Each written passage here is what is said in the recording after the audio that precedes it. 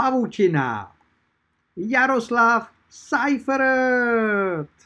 Juhu.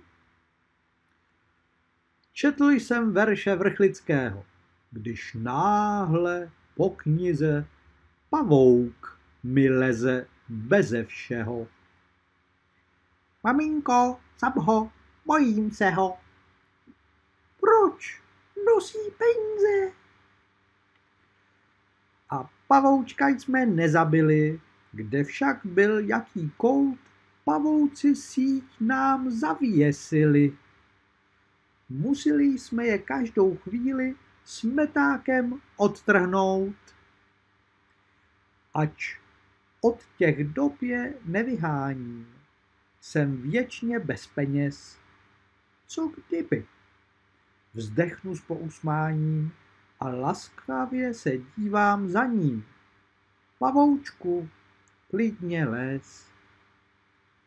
Až tuhle, mezi dvěma klasy, když po dešti jsem šel, spatřil jsem síť. To bylo krásy a tolik stříbra nikdy asi jsem už pak neviděl.